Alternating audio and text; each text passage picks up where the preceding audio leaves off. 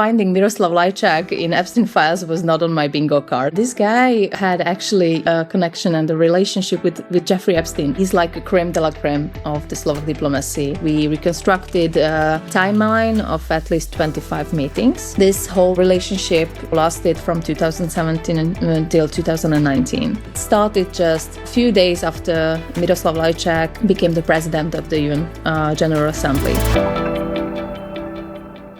Welcome to Talk Eastern Europe interview, where each week we sit down with a special guest to dive deeper into a topic that helps us better understand our region. My name is Nina Pániková, and I'm here with the other co-host of Talk Eastern Europe podcast, Adam Reichert. Hi, Adam. Hello, Nina. Hi, everyone, and welcome to this episode. This week, we have a very special topic that we're going to be covering. We're exploring the story of Jeffrey Epstein's connections to Slovakia, more specifically, his links to the Slovak diplomat and former foreign minister Miroslav Lajčák. Lajčák has held a number of senior international positions, including serving as president of the UN General Assembly.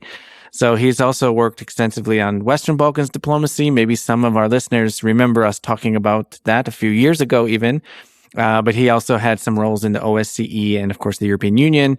And most recently, he was also an advisor to the prime minister in Slovakia.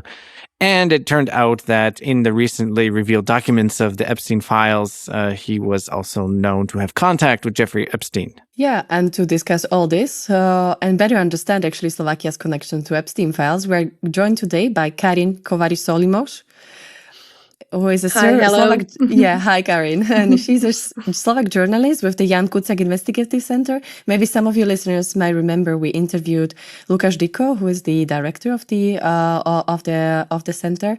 And Karin, she also writes for We Square, which is a regional collaborative platform of investigative journalists from the region of Visegrad 4, and when they are presenting the investigations that they are doing on the specific countries, but in English language. So we will include a link about We Square in the show notes, as it's very good for our listeners. But first and most important, welcome, Karin, to the podcast. It's nice to have you on.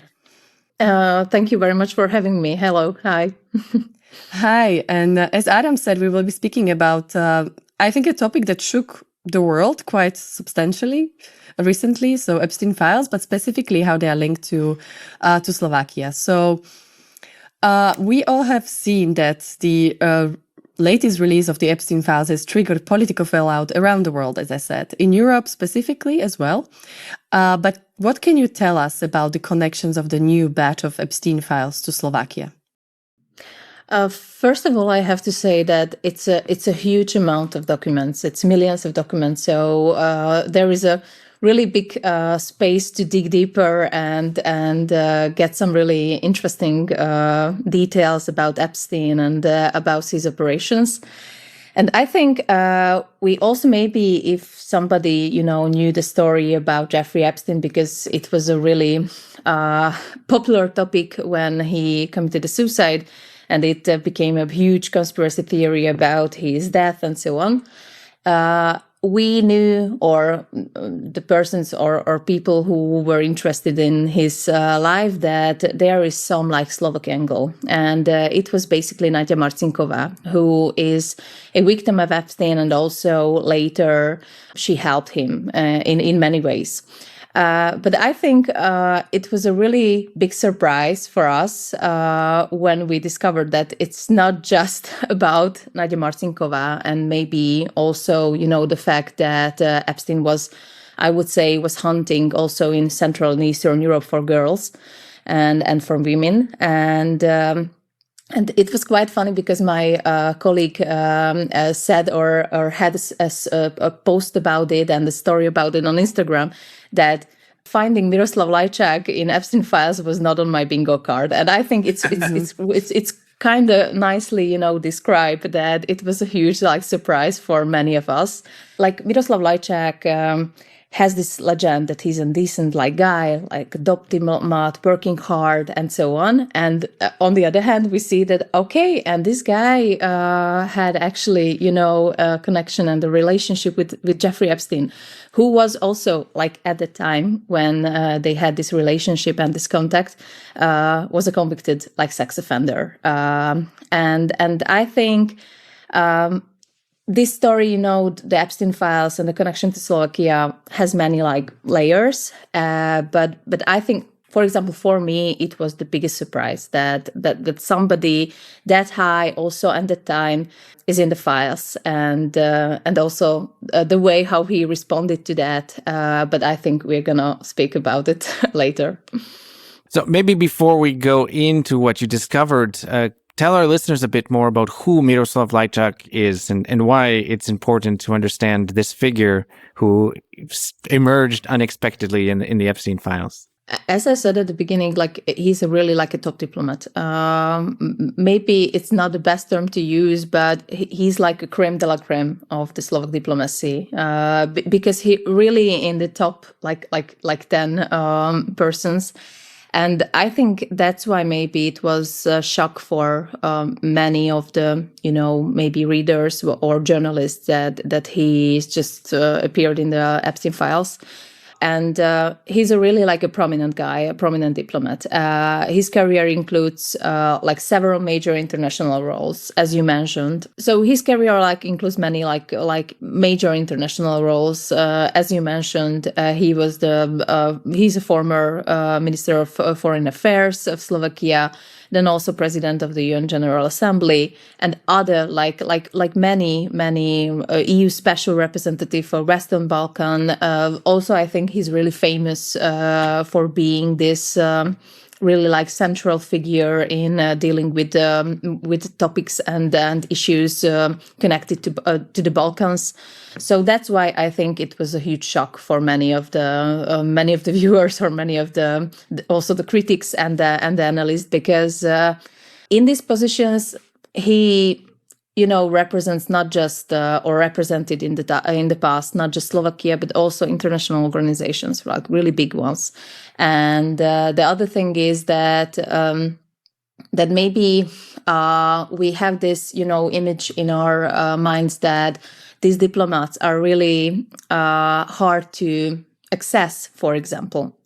And this story and also what we saw in the Epstein files is just show that basically it was actually kind of simple to get to Miroslav Lajčák in the period of his career when he was simultaneously also Minister of Foreign Affairs and also President of the General Assembly of the United Nations.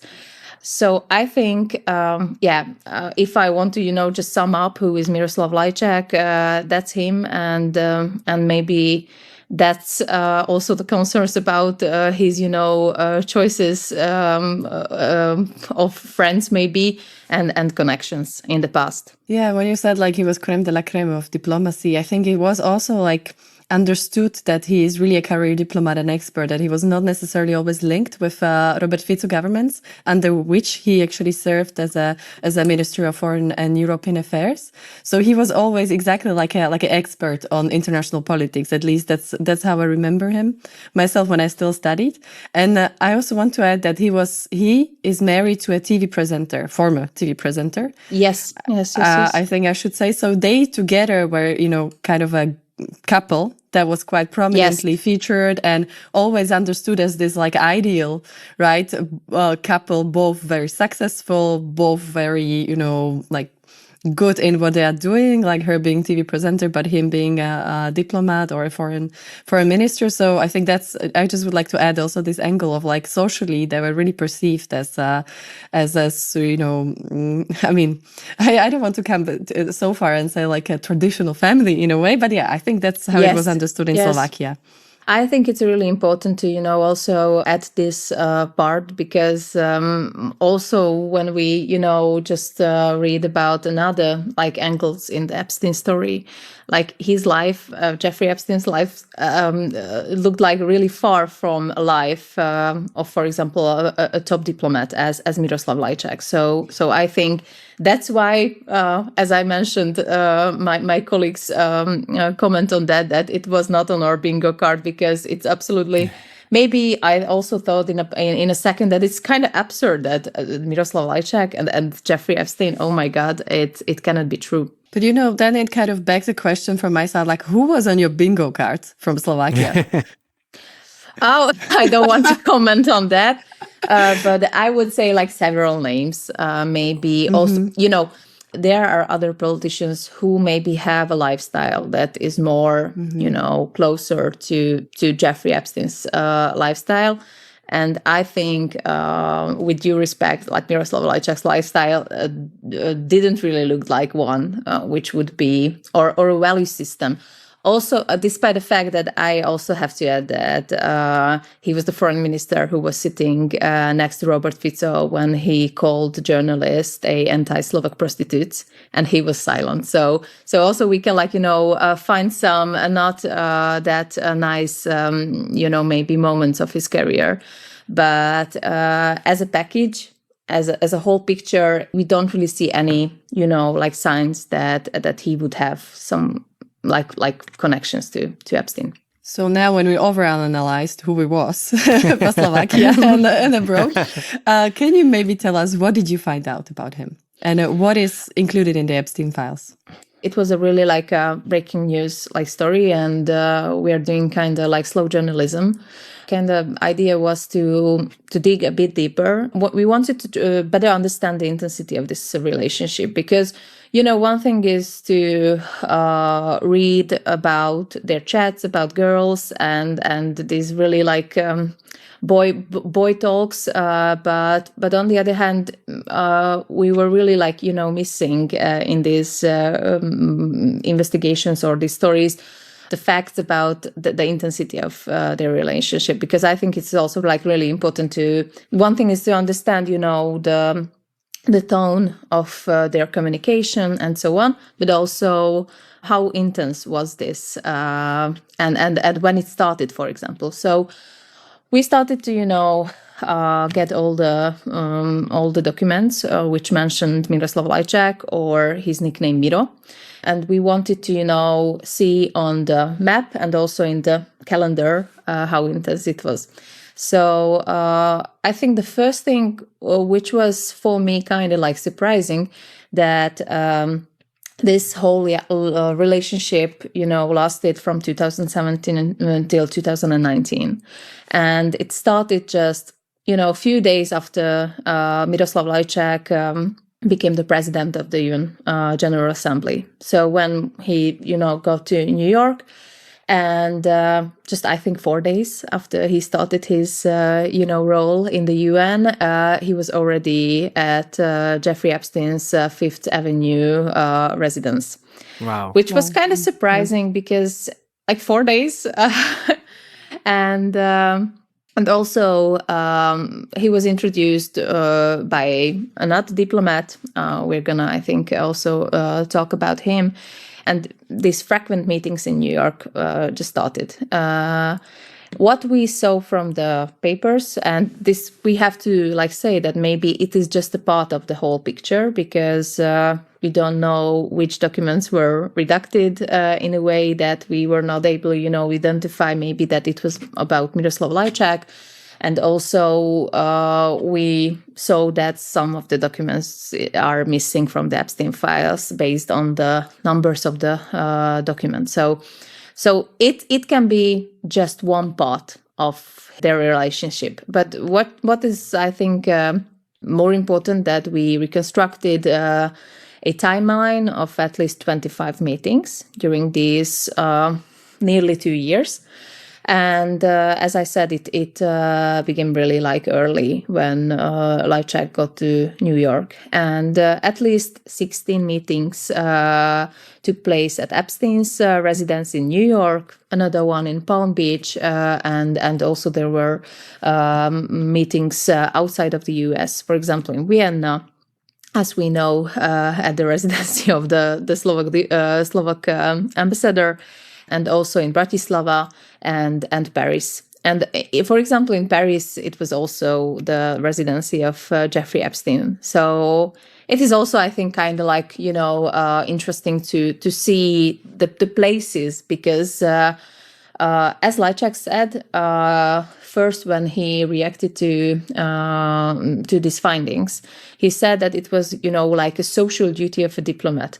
But most of the meetings took place at Epstein's places, and I think one meeting is maybe bizarre or not bizarre. Maybe not the bizarre is the best term for that, but they met first in September 2017, and they met each other also on New Year's Eve that year at Palm Beach. So Wow. why would you do that? Like, it doesn't really look like a social duty of a diplomat, actually, for me.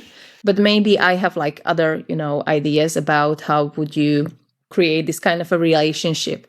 And also, I have to admit the fact that a aspect which was brought up by the former Minister of Foreign Affairs, Rastislav Lajčák, because he was the one who also commented on these findings. And he said that also the diplomats and the politicians, have a right to have a private life and also friends, which is absolutely, it's true.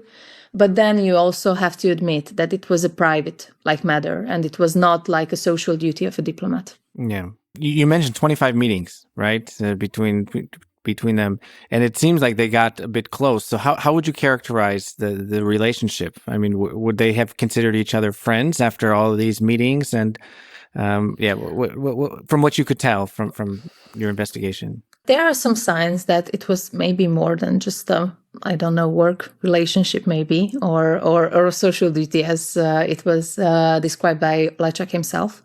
And I think their communication show a really surprisingly friendly tone. On the other hand, some of the communications and some of the arrangements, for example, of the meetings, were pretty formal, because it was made through the assistance of Jeffrey Epstein and Miroslav Lajčák. So one part of the communication was a formal one, and the other part was kind of informal.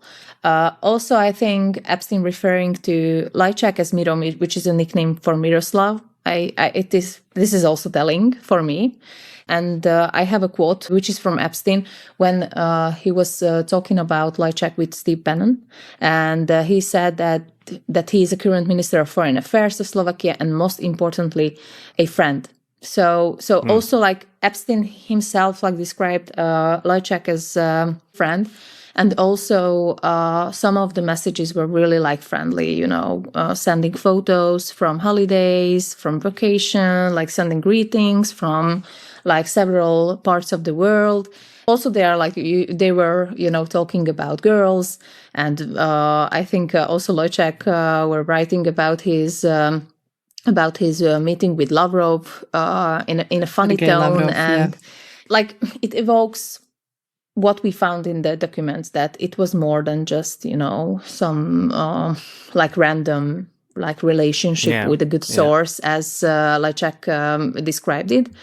So I think it can tell us much, but who knows? Because, as I said, it is just a part of the picture. Yeah. And one question I think everybody probably is in their mind right now is: was Lajčák ever at Epstein Island? That you could tell from the investigation? No, we don't. We didn't find anything about the island.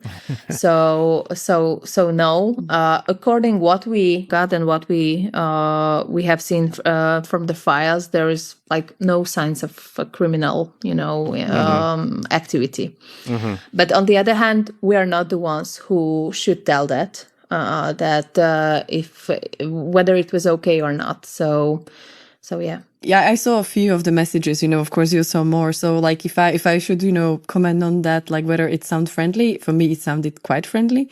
Even the picture, that maybe some of the listeners who went to Bratislava, they know this statue that we call Čumil, which is basically a person who is in the canal. On the street. So there is one picture which emerged, the two of them, next to this quite symbolic, let's say, statue of Bratislava. So that's how we found out, I guess, that he was also flying in.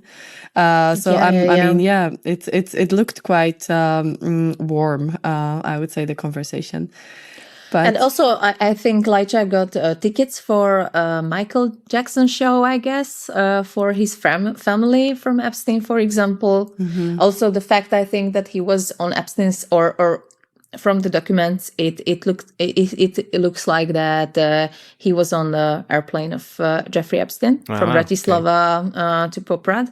So So yeah, there are like signs that it was more than just, as I said, a social duty.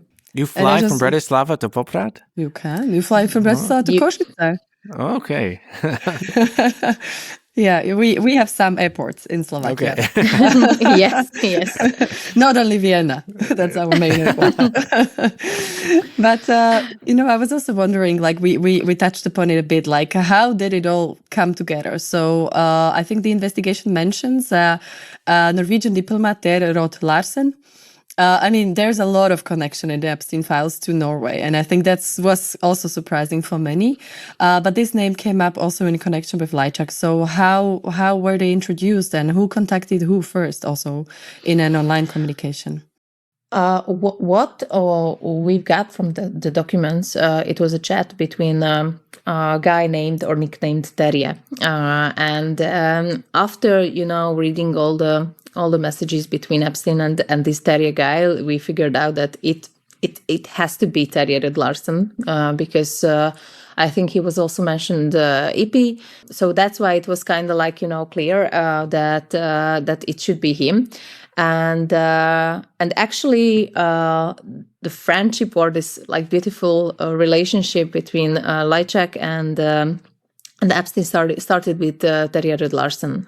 It looks like, because he was the one who messaged Epstein with a message that I just had a dinner with my good friend. He's now the president of UN General Assembly, and like we should have a dinner together, the three of us. So he was like arranging a dinner with Lajčák, and just I think 2 days after this message, actually they also met each other at Epstein's place. So he was in this relationship, I think, like the crucial middleman, maybe the middle part, and also I think we were then like 100% like sure that it is Terje Rød-Larsen, after Lajčák mentioned that it is a well-known, well-respected, high-rank like diplomat who was the guy who introduced him to Epstein. But he never, disclosed his name. So we also wrote to Lajčák, we wanted to have some comment on our findings, but no answer, no comment. So yeah. But I think we have to also, add the fact that Terje Rød-Larsen, as you said, there are like many connections to Norway, but also to him like directly, because he actually lost his position as the president of the International Peace Institute because of Epstein, basically, because he admitted taking a personal loan from him. Wow. And I'm not 100% sure. It was an investigation of our colleagues from abroad. But I think also the International Peace Institute got some money through some channels from Epstein. So, and I think also that the children of Terje Rød-Larsen should get some from Epstein's heritage, I guess. Yeah, like few millions of dollars, which is also like a kind of telling that how close they maybe were with Epstein.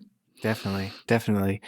And how was the reaction then in Slovakia once it was revealed that Lajčák was connected to Epstein, and actually quite extensively on a friendly basis, it seems? I think like for some days it was a big thing because Epstein, it's a trigger word, and it was a really like a breaking news.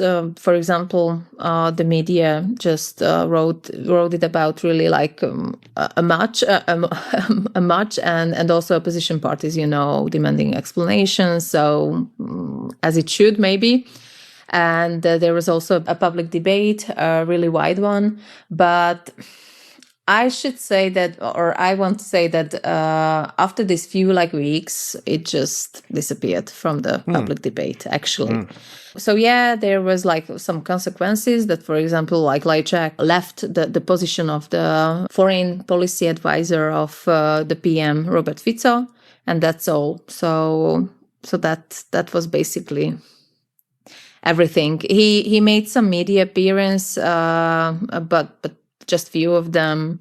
And he wanted to, explain his relationship with Epstein, and also, he blamed himself that he was a fool, and as a diplomat, you should be like more cautious about these like persons and so on. But basically, I think the story ended here because there is like no investigation in Slovakia. We know that, for example, in Poland or in Norway, there were like many like investigations started based on the Epstein files findings. Yeah. And here in Slovakia, nothing. And also Miroslav Lajčák was not just, the advisor of the PM, but also he is in the, I think, control body of Slovnaft refinery, which is a part of the critical infrastructure, actually. And we also sent some, questions to Slovnaft, that what is their like reaction to that, and no comment. Like we've got nothing from them. And also after our story, I thought that even my colleague Szabolcs Panyi sent some questions to MOL, which is the, where Slovnaft, belongs, and no answer. So he's there, like working in a control body, and that's all. Interesting. What was the reaction of Robert Fico, because he was acting as his foreign affairs advisor, as you said? I think he kind of like defended Lajčák, that it's not a big deal, and the documents, did not prove any crime.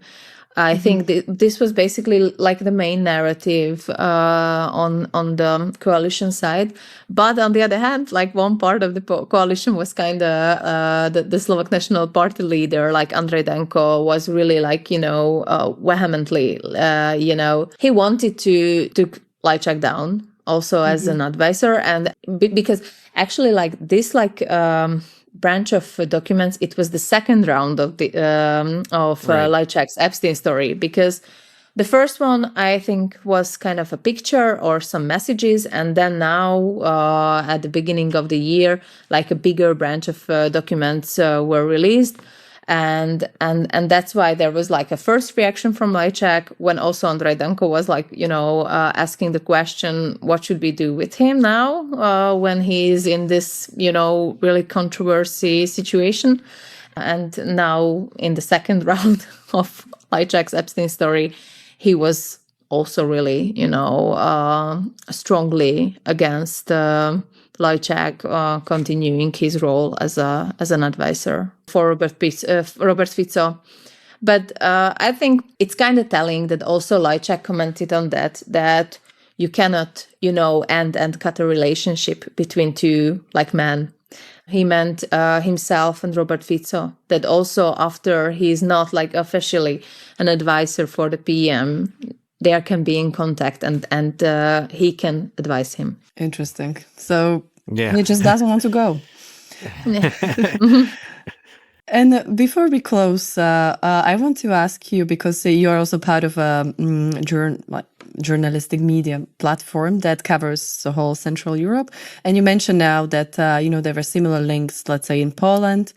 But I wonder, do you know about any other connections in the Epstein file that you might have by accident come across or you heard about when you went through the files yourself, let's say from Central or Eastern Europe? To be honest, I was not really like focused on other like countries, because it's, as I said, it's a huge amount of like documents. So you have to really wisely, use your keywords to dig deeper. But one thing I would mention is maybe the movement project of Steve Bannon, which is really connected to also Central Europe and Eastern Europe.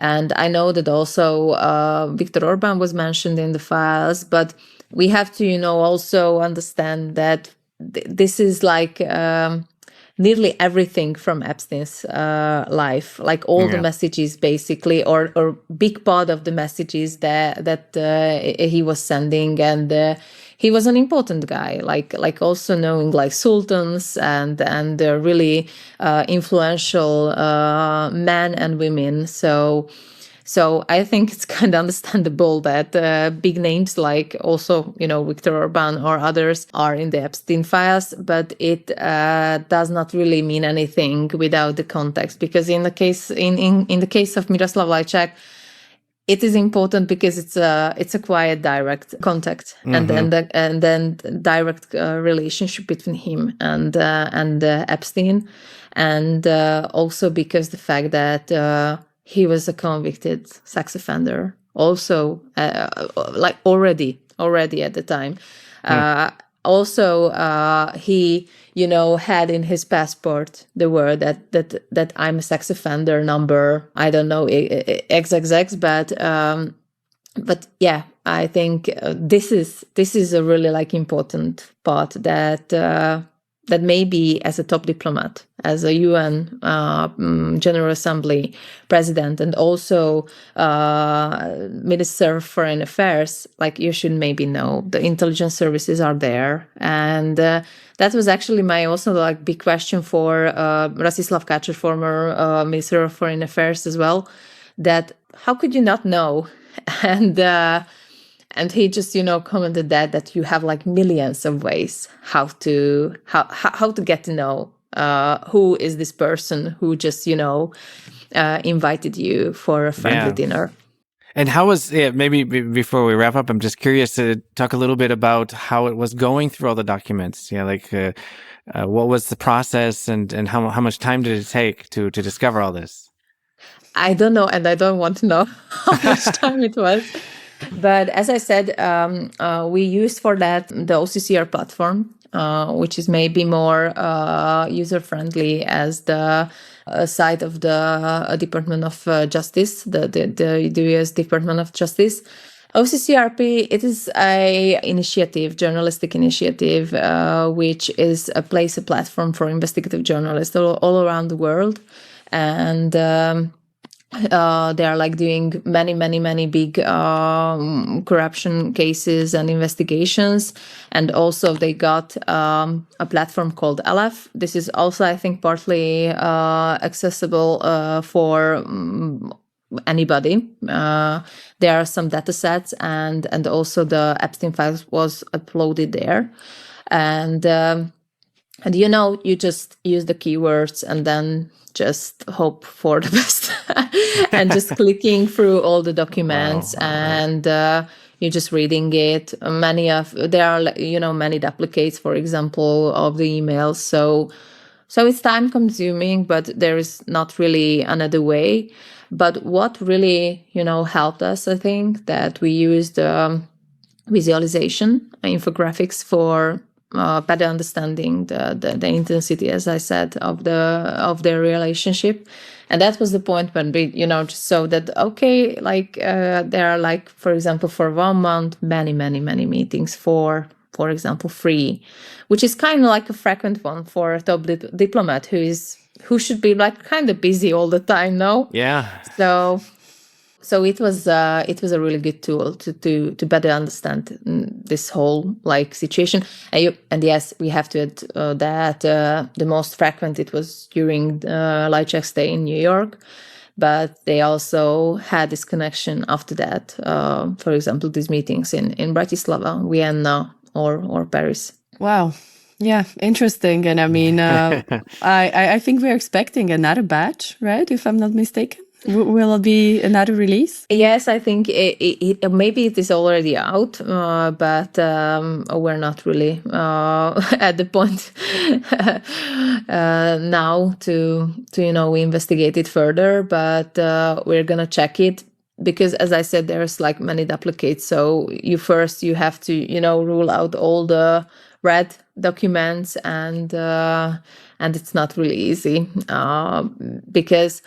Yeah, you can, search from based on a keyword, but then you have to check all the data and all the data and information in the documents. So these are PDF files, and the other part is the photographs, which is there is like no AI and no nothing to better process for example, the photos.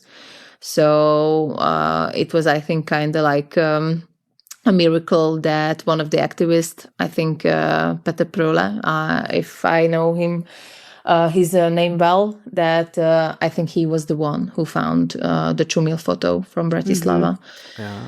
Because it's not an easy one, easy task to get or to find these photographs. Because, as I said, it's just, millions of documents. And I think I have also like a conspiracy theory for that, quote marks, that was actually the idea behind it, that you flood the information space with all the information. And it's really important to, know the details of Epstein's communication. But I think also like Lajčák's situation showed us that it is just 3 days and it just vanished from the information space. And I think it's also true for another findings from the Epstein files, that it's so much to consume, to understand, that at some point the readers just let it, and they got lost. Wow. Yeah, well, thank you very much also for sharing with us like how was it to go through the files. And so Karin, this was the interview. Thank you very much. And you will stay with us a bit longer for our patrons to speak about the recent Ukrainian corruption scandal that we talked about also on the podcast and how it's linked to Slovakia. So this will be exclusive for our patrons. But for now, thank you very much for the interview, and it was so great to have you here. Thank you very much for having me and for the opportunity. Thank you.